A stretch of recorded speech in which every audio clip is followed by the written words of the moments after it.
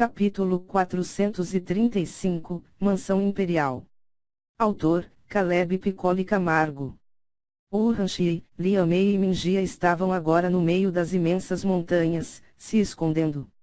Elas usaram habilidades para ocultar suas presenças e cavaram algumas cavernas, selando a entrada de forma que ninguém visse as alterações no terreno do local. Enquanto isso, um grupo de pessoas chegava na área do combate acirrado. Ali, apontou um homem de aparência selvagem, com cabelos negros e longos, olhos de mesma cor e corpo musculoso. A outra pessoa era uma mulher, ela tinha um olhar sanguinário, como se todos os dias fosse um momento propício para banhar-se em rios de sangue. Quem foi capaz de deixar Lu Mao nesse estado? Murmurou ela, surpresa com a visão à sua frente. Talvez alguém no 12º grau do Dao Santo. Disse o homem, chamado de Tuang Tong. Bom, não importa. Nossas ordens são para vir ajudar ele, vamos logo com isso. Disse a mulher, chamada de Han Liang. Os dois desceram até Lu Mao e viram que a vida se esvaía rapidamente de seu corpo. Seus olhos perdiam o brilho da vida a cada segundo. Han Liang retirou uma pílula branca de seu anel de armazenamento e colocou na boca do homem.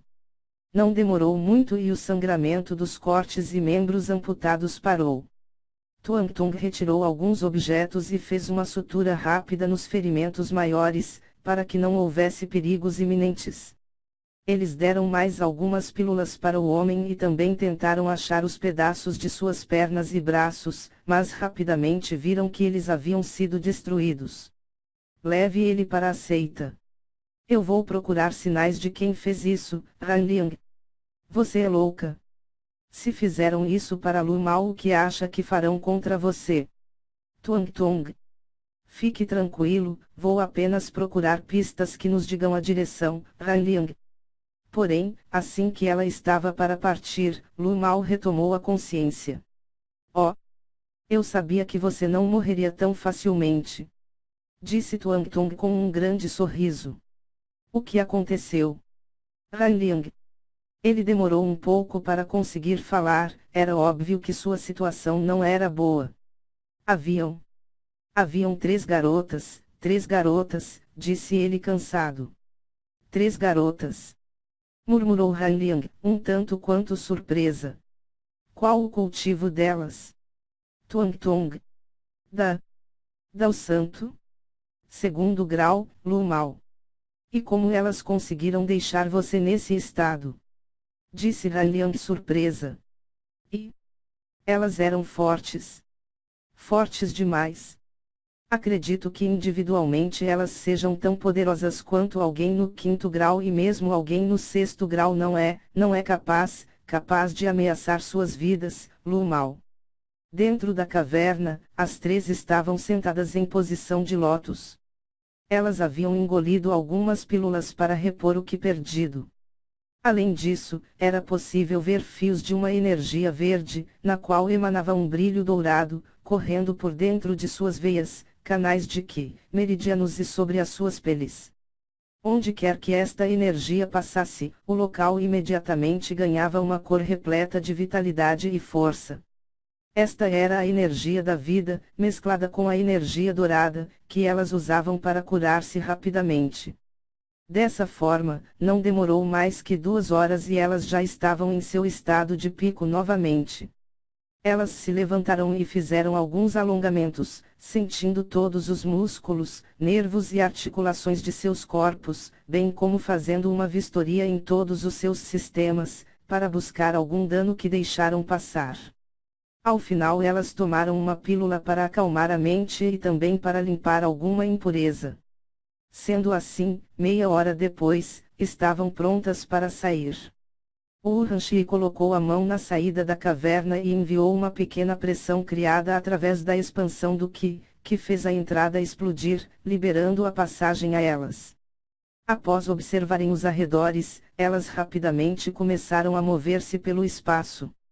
Sendo assim, elas viajaram por 3 dias, antes de finalmente atingirem o país da escuridão. O engraçado era que o país não tinha nada de escuro, suas construções eram de cores predominantemente vivas. O país era imenso, ele em si era um pouco maior que todo o continente Zau. Então, após chegarem na fronteira do país, mostraram um documento para os guardas que rapidamente as deixaram adentrar, bem como deram permissão para elas se moveram pelos céus, chegando mais rápido ao destino. Dessa forma, não demorou muito e elas finalmente chegaram em seus destinos. A capital caótica, murmurou Mingia, olhando para todos os lados. Para a surpresa delas, tudo ali parecia cheio de vida, além disso, todas as construções foram feitas com formações poderosas em suas estruturas. De forma que mesmo o poderoso sentido divino de Mingia era limitado apenas até 20 metros ao seu redor. Isso era para impedir a espionagem, comum em impérios, ainda mais em uma capital. Os únicos que não tinham restrições eram os generais da Guarda Real, bem como os membros da família imperial. De qualquer forma, o objetivo das garotas era a mansão imperial. Com licença. Viemos pela guilda, disse Mingia entregando um ofício para um dos guardas. Ele vestia uma armadura negra, da qual emanava uma pressão selvagem e caótica. Seu cultivo estava no pico do Dao da purificação. Podem passar. Alguém levará as senhoras até o imperador Cain Kong. Guarda. Ele então abriu o imenso portão atrás dele. A paisagem ali dentro era diferente. A grama, o solo, as árvores eram todos negros, tão escuros quanto as profundezas do espaço. Elas olhavam para os lados e viam vários servos, andando para todos os lados, cuidando do local com grande atenção. As senhoras que vieram para a missão. Disse um homem de meia idade que andava até as 3. Sim, somos nós. Eu sou Mingia, esta é Lian Mei e esta Urhanshi. Ótimo. Eu sou Caintal. Sou o filho mais novo do imperador, vou lhes levar até o meu pai. Sigam-me. As 3 o seguiram tranquilamente.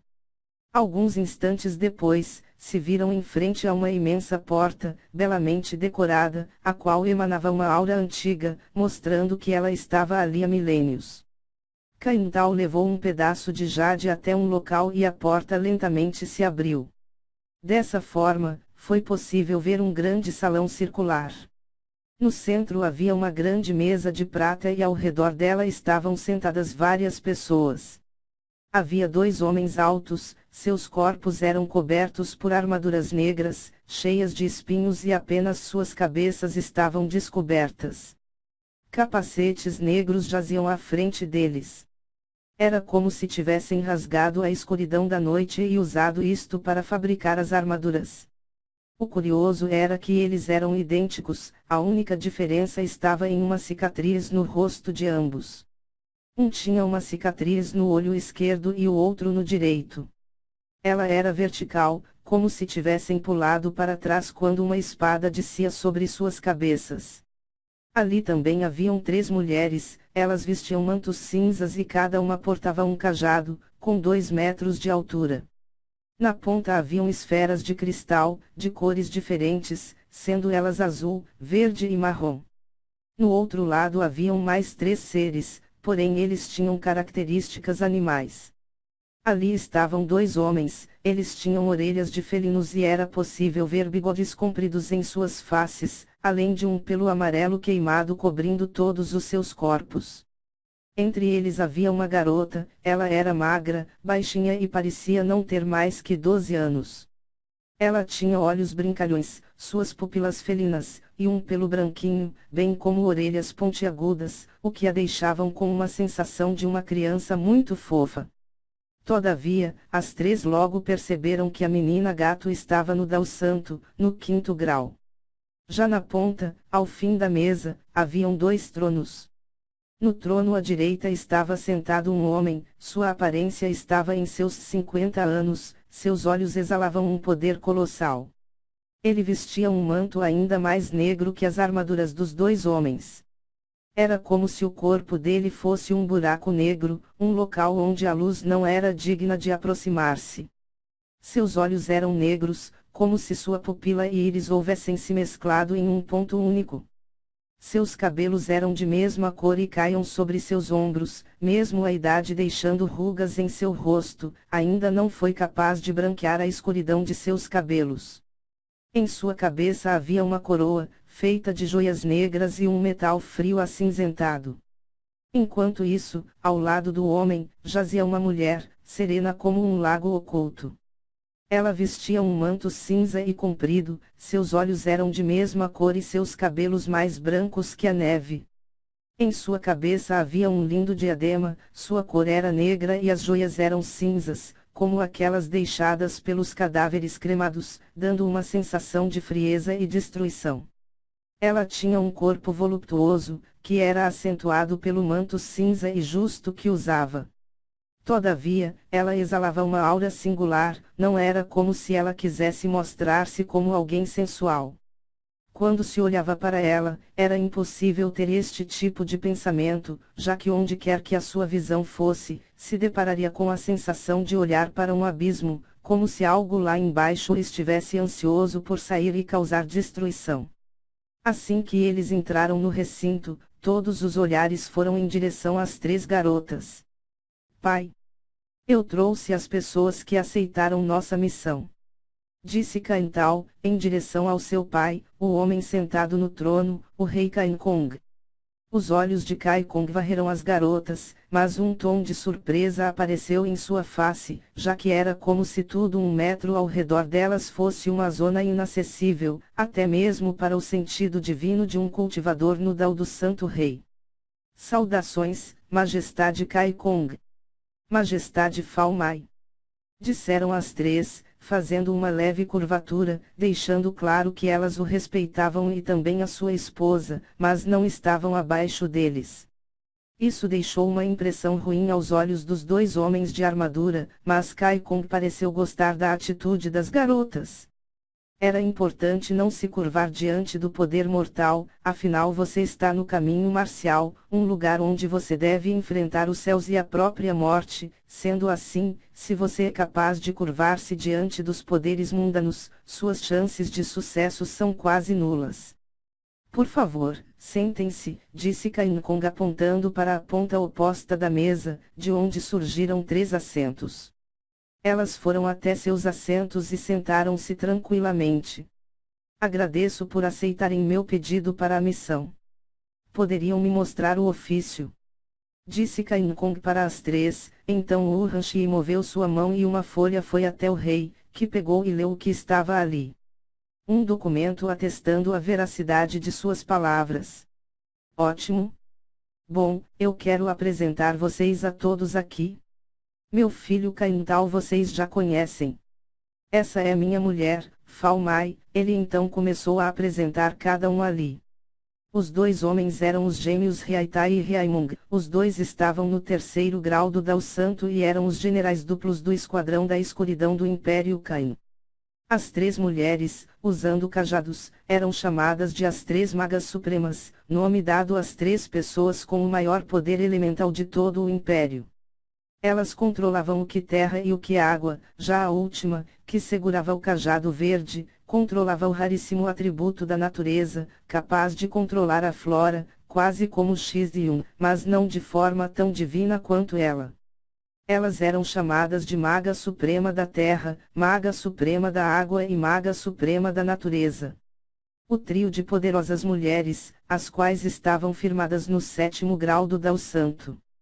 Já os 2 homens e a menina, eram da raça Felinus Sapiens, uma raça de híbridos. Sua primeira aparição não é certa, mas lendas dizem que não nasceram da união de humanos com feras mágicas felinas, mas que a espécie foi criada junto com as demais. Isso era algo singular. Toda raça criada junto com a existência, eram consideradas raças de primeira classe, já a cruza entre essas raças, davam luz às raças de segunda classe e assim por diante. Era óbvio que as de segunda classe sofriam preconceito pelas de primeira. Porém, os 3 ali eram Felinus Sapiens, uma raça de primeira classe. Os nomes dos homens eram Fsa e Fen, já a garota, era Felin Liang. Os dois homens estavam no segundo grau do Dao Santo e eram guardas-costas da garota, que na realidade era conhecida por ser a atual matriarca do clã Felin, o clã real da raça Felinus Sapiens, no planeta Penas do Caos. Todos esses grupos estavam ali especialmente para esta reunião.